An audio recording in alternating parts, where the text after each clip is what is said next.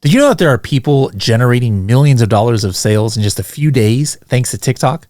And it's not just about TikTok Shop. Today's guest is going to talk about some of the strategies that helps creators go viral on TikTok. How cool is that? Pretty cool, I think.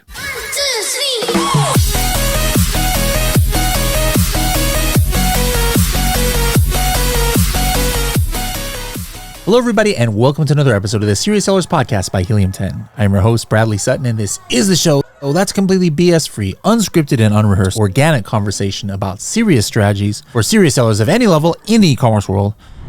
And we have a first-time guest here. I know her from the professor of Amazon Howard's marketing. He always calls her Hurricane Liz. We've entitled this podcast Hurricane Liz. So we're definitely gonna check the origin of that nickname. But anyways, Liz, welcome to the show. Thank you, Bradley. Glad to be here. Excited. So first of all, origin of the name. Well, that came from, I'd like to not remember that part of my life, but unfortunately it came because this was back in the Amazon days. Anytime I would go to an Amazon event, they would call me they said I was a event whore, which basically means you go to every event that there is under the sun, moon, and the stars. And I would go to every event and I would go and really party. It was like I would go in like a hurricane, in and out like a hurricane, and then just come back. And that's the name just stuck with me. It was, off to the races from there. All right, there you go. All right, before Amazon World and everything, where were you born and raised? I'm originally from Texas. So I'm Okay. from El Paso, Texas. It's kind of like West Texas. It's hot. It's the desert, and there's really nothing to do. So I somehow ended up in Miami. Now I'm in Miami, and it's a little bit more like a hurricane lifestyle. So that's kind of where I'm at. You probably experienced maybe a couple of mild hurricanes while being out there. Okay. Yeah. Did you go to college after high school? I did. I actually played college basketball, and I played 1 year, but I was making University of Texas, El Paso. And I've got the Miners, right? The Miners, exactly. UTEP Miners. There we go. All right. The bigger. It was that long ago. That's how I'm like much older. So I went and I played during the era when there was like no internet. So there's still pictures of me, but they're from the newspaper. That kind of tells you. Why only 1 year? Because I was making more money out of my dorm room selling on Pokemon cards. And so then I just decided, like, this is crazy. I'm never going to make a career in the WNBA and make the same kind of money I can sitting in my underwear in my dorm room. So I made plenty of money selling Pokemon cards on eBay myself in the day, like some ones from Japan. So yeah, they still sell real well. I just sold some. I bet you wish you held on to a lot of the stuff you sold back then, because they kind of like 20x'd over the last like 5 years or something crazy. You're not going to believe me when I say this, but there are many of them still in my garage. Oh, you could be sitting on a small fortune over there. Yeah, and I still sell them. I just sold some, I don't even know how to pronounce it. It's like Hatrine version. It's like a 3-pack. I sold it on eBay today. So almost every day I still sell Pokemon cards. Okay. All right, cool. I love it. So that was that was kind of going to be my next question. What was your first entry into e-commerce? And so I guess it was like, selling Pokemon while you were still in college. And then so when you dropped out of college, did you just go like full-time e-commerce, or what did you do? No, actually, I went full-time e-commerce for a little bit. I had a site that sold MMORPG money. I did real well on that site, but then I had to take a break from it. I quit that because I jumped into the online poker world. So I did real well in that. And then Black Friday happened, lost all my money that I'd made at online poker. They literally confiscated it, and the poker site shut down. It was just pretty brutal. And I had to go back to what I knew best, which was e-com. So I jumped into Amazon. Okay, what year was this about then? I don't even remember. It was 2013 when I first started playing poker. So 10 years later, something like that. Okay. So like private label, were you in wholesale? What kind of, what model were you doing? I was I started off literally retail arbitrage. Okay. And, now that I remember the dates now. Poker was 2002 to 2012 or 13. And then I had to jump into Amazon. So 2013. I started by going to thrift stores. It was ridiculous. I had to go and scan in thrift stores with Profit Bandit at the time, your phone and Profit Bandit, and started with that. I would go to Goodwills and resell books, whatever I could, because I literally lost pretty much almost everything I had. House, cars, everything. I had to get rid of everything. Wow. And it was, I had to go back to what I knew best, which was e-com. So it was started from the ground up. Retail arbitrage, went to wholesale, then jumped into private label. What was your first product that you did private label? I literally made this product up out of thin air. It was I called it a curling iron glove. But what it actually was those gloves that women use to wash themselves with? They're kind of like they scratch you a little. Okay. They exfoliate. Yeah, but this supposedly was a curling iron glove. I would get it at a wholesale store down there called Helen of Troy, where all of OXO's products and everything. And I Yeah. private labeled that because I was literally paying 25 cents for each of these things and reselling them on Amazon for like 14.99 or something. Are you still selling on Amazon now? No, I stopped selling at Amazon. I went to Walmart. I kind of have a love-hate relationship with Interesting. Amazon. What was your peak on Amazon? Like what year and approximately how much like just gross sales were you and profit were you doing? It was about 2.5 million a year on Okay. Amazon selling toys. So it's toys, Toys. and then That's a difficult toy one. business just got very dog eat dog. It's like Yeah. plastic. It's imported. The costs went up, and it was just not worth it anymore. So you're only for online marketplaces, you're selling on Walmart exclusively now? Walmart, and then I do TikTok. I started TikTok a little differently than everybody else, but I strictly do Walmart and then now TikTok. And just seeing the traffic that you get off of TikTok for Amazon, I'm already tempted to go back in despite my feelings for Amazon. Walmart, is that private label then? It's a mix of private label as well as I still drop ship. So Okay. that still works real well. The like regular traditional drop shipping or like the two-step drop shipping where you ship it to yourself first and then ship it to the customer? No, I do traditional drop shipping still on Walmart. There's still ways to make that work. And so it's really profitable for me. I've done that for quite some time and I'm going to continue to do it till it stops working. What kind of revenue are you doing there? So there, the margins are about 20%. So Okay. it just depends on the amount of money that I decide that I'm going to spend that month. And it's a little complicated. It's not as simple as it might sound. You got to be able to adapt to what they throw at you. Is it like Walmart to Walmart drop shipping or other websites or It is Walmart to Home Depot to Walmart. That's it. Home Depot to Walmart? Okay. Yeah. That's I the like it. only way we've made it work. We tried it with Walmart to Amazon, doesn't work because Amazon will shut down the account. Walmart to Walmart won't work because once Walmart finds out, they shut you Yeah. down. But Home Depot, for some reason, they will let you do it. So we do Nice. strictly Home Depot to Walmart. It So when works Home like a Depot charm. ships, what are they using to ship? Like what carriers? The standard ones like UPS, they just Okay. use the same. So they don't yeah. have like their own, like No. like tracking number like Amazon does, which is why you can't do Amazon. So okay. Yeah, and That's they'll cool. catch you with Amazon, and then they'll catch you with Walmart because it's Yeah. coming from them. But Home Depot, no, it still works with Home Depot. Nice. All right. So that's pretty cool. Now that means like I would say in the beginning of TikTok Shop, especially like the ones who are just starting, it's like hey, which is how it should be. Like hey, if you're selling on Amazon, you've got your products in the States already. Why not just go ahead and put the same exact products and pictures and stuff? You can even use Amazon fulfillment and put it on TikTok Shop.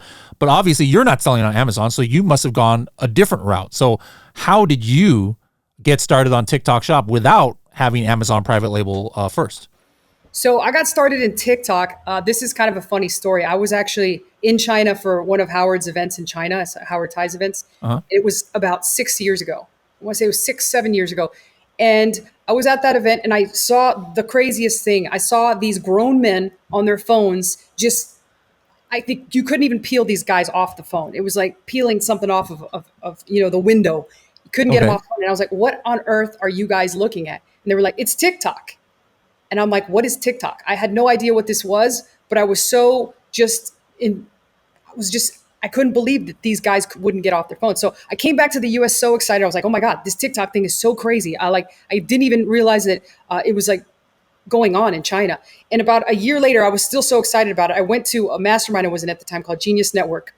And people are going around the room like asking, what's the next big thing? At that point I was a pretty popular YouTuber. And they asked me, well, what do you think? What do you see as the next thing? And I said, you guys are never going to believe this. I was in China and I saw something that I couldn't freaking believe. And that day was Take Your Kid to Genius Network Day. And Okay. I told them what I saw and I told them what I thought was going to happen, and which is TikTok's going to take over. And a good majority of the people in that room laughed at me. They were like, oh my God, you have lost your bananas. They were like, you are just nuts. And I was like, you guys won't believe it. So at lunch, I had this group of kids that were like, oh my God, that you are so right. TikTok is dope. And they're like, saying all these words that they're brand new to us. Yeah. And these kids were like my biggest fans. So I knew when that happened that I was onto something. So I immediately jumped into TikTok and just started to learn everything I could about the algorithm.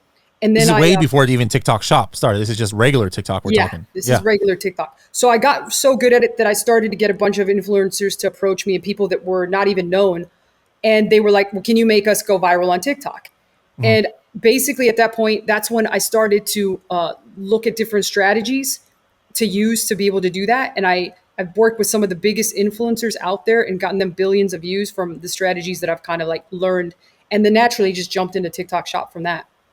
Okay, so originally you were just like, hey, how to just grow organic reach and stuff as a TikTok creator influencer, and then how did you get into TikTok Shop then? Again, without having perhaps set products that you were already selling on Amazon.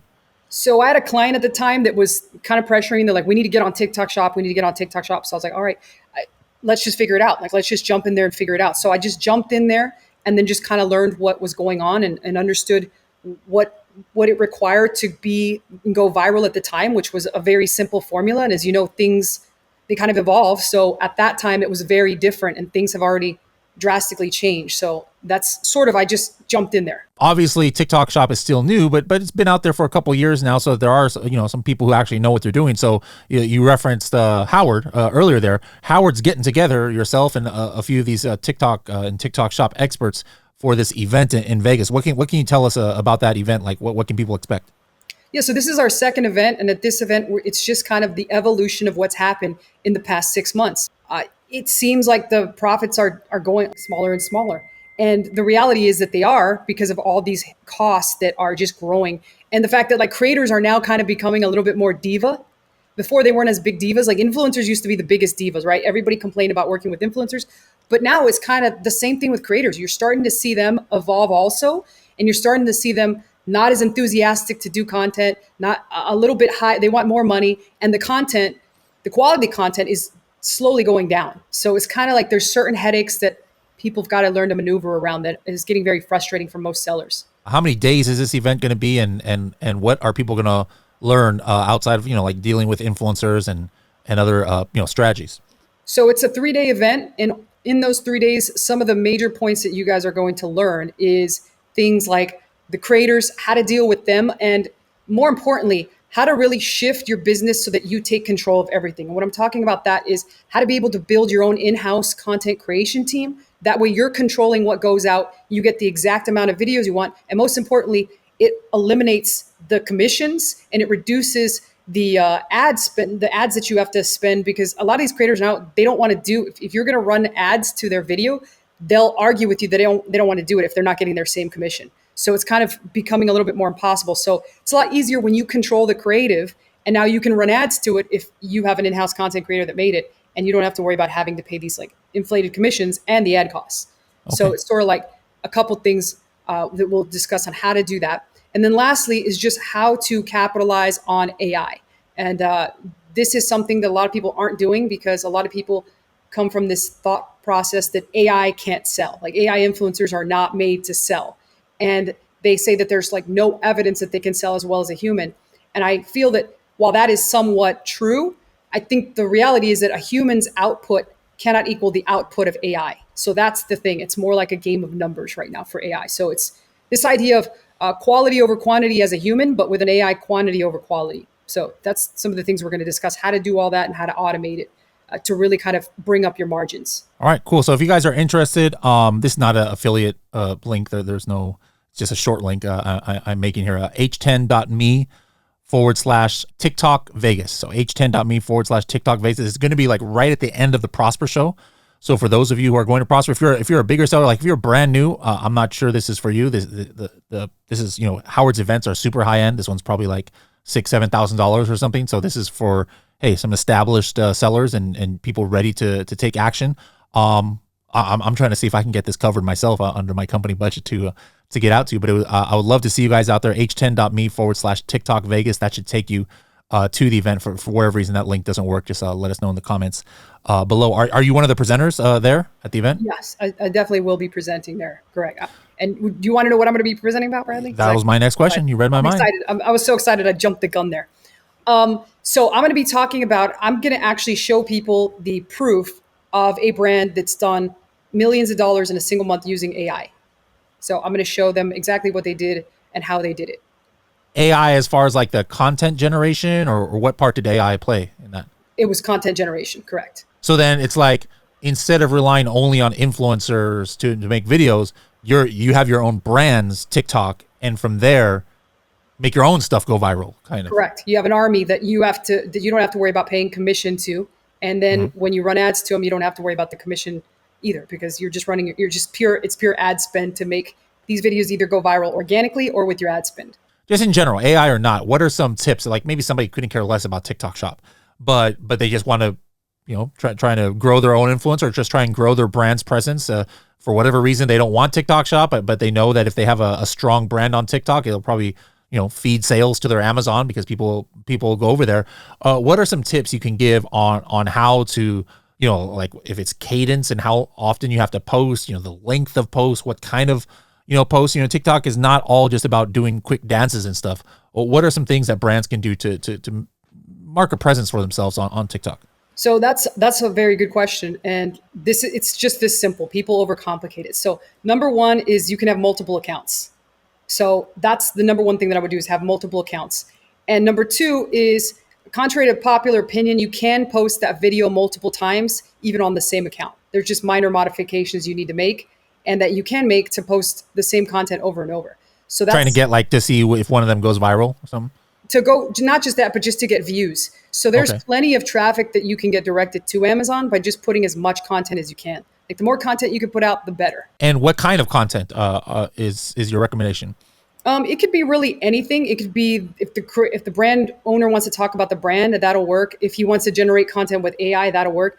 The beautiful thing about TikTok is it's so different than any other platform release because TikTok will pretty much give you a free 200 views. And this is why so many people complain about we're stuck at the 200 view. That's because TikTok throws 200 views at every video. So let's say you have the most horrible videos on the planet and you put these out and these are just horrific. Like nobody wants to see them, just your mom. You're still going to get 200 views. So it becomes just a game of numbers. Those views, some of those people will get curious and click through on wherever you want to send them to. Like you'd see a lot of Amazon affiliate links on there, and that's because people are making money. So it doesn't really matter. The whole point is put content. The strategy on TikTok is just a lot of content. You don't have to worry. You could be a broken record. You could sound like that. The last thing that I can say is this. 93% of the people that see every single one of your posts are seeing it for the first time ever, which means only 7% of the people that follow you will ever see more than one post from you. So you could literally record the same video every single day and nobody's going to hardly even notice. Are you a 6, 7, or 8-figure seller and want to network in a private mastermind group with other experienced sellers? Or maybe you want to take advantage of monthly advanced training sessions with Kevin King, an expert guest. Do you want to come to our quarterly in-person all-day trainings at Helium 10 headquarters? Or do you want the widest access to the Helium 10 set of tools? For all of these things, the Elite program might be for you. For more information on Helium 10 Elite, go to h10.me/elite. Switching more to like e-commerce and TikTok Shop, obviously there's ways to be an influencer and start from scratch, and you can make money on Amazon and TikTok Shop. KDP, things like that. Private label Amazon, you could start from scratch. You just do the traditional thing. Hey, let me make a product, go to Alibaba, source it. There's still people who do that. What about, can I start from scratch? Hey, I want to get into e-commerce and I don't want to start on Amazon. I don't want to start on Walmart. I want to start on TikTok Shop. I mean, I don't have my product yet. Is there a path to start on TikTok Shop?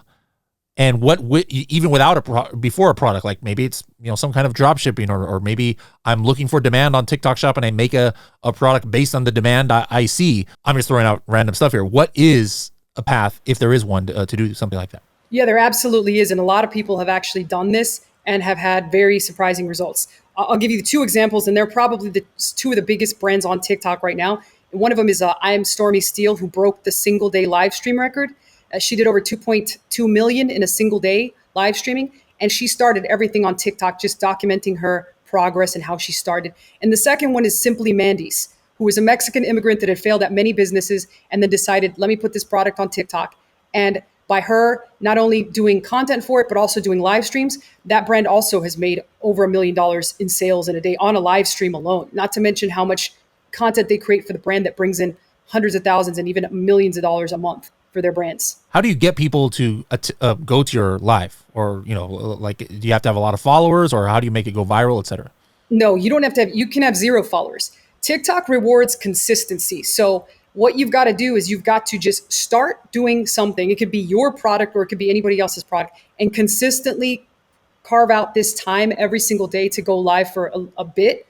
I would recommend a certain bit of time. Like you see a lot of these people go like 16, even like 38 hours. You don't need to go that long. Just be consistent with the amount of time and the amount of days that you go live with any product. And when TikTok sees that, and when they see you engaging with the audience, because at the end of the day, TikTok looks for, and everything is engagement. So if you're talking to people that are on there, welcoming them, all that stuff, they will start to reward you with more traffic each time that you go on. If you're a brand, how often should you be going live with If your I own was a products? brand and really looking to build it, I would go live once a day. How long each time?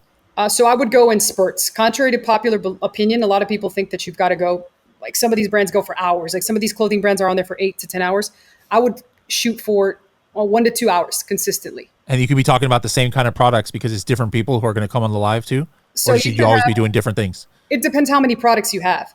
So some people only have one product. So obviously you can only speak about one product, but I would look to get a couple and then just test out to see which one does better and then focus on that one once you figure out which one's the hot product, which one's not, then possibly even do some strategies so that you have like a front end one selling at a lower price and people get, TikTok sees that they're engaged if they're buying and you're talking to them, and then they'll send you some more traffic. You have a good kind of like, a decent product that you want to promote and TikTok shop, and you know the kind of influencers who would move the needle for you. Some of these influencers who've got some decent sales under their belt, they're probably being hit up or offered for free products or with the template from TikTok, probably 10, 20, 30, 50 times a day. How can you make yours stand out? Like some of these influencers might get all these, requests to collaborate. How would they even see yours? Like, is there a certain, thing you can do in the messaging or certain kind of offers? What makes you stand out more? So yeah, there's a couple things you could do. I mean, obviously most of these messages you get are from bots. So there's 2 things I could recommend people do. Number 1 is always try and be personalized on that first message. So say, for example, you have let's say it's a vaginal probiotics are really hot right now. And there's a bunch of them popping up out of nowhere, like some of them from China. And it's like, what are these people like doing? They're putting out this probiotic from China. And so what happens is, let's say you're recruiting creators that did the video for your competition, whoever you want trying to be like. You can go and hit their creators up and be very personalized in the message. You can say, hey, and then their name, and say, I saw the video you did for Euro Probiotics and I thought it was terrific. Just by saying that, like a lot of the people that I work with, when we do that and we send out these messages, they're like, the creators come back and they say, oh, wow, you even said you saw my video. That's awesome. And they already kind of want to see what you're about just because you pointed out that little single detail. And the second thing is, I typically will try to hit creators up. I'll save emails through email because I feel that a lot of them are being bombarded by hundreds of emails in their DMs, hundreds of DMs through TikTok, but not many people are utilizing email yet.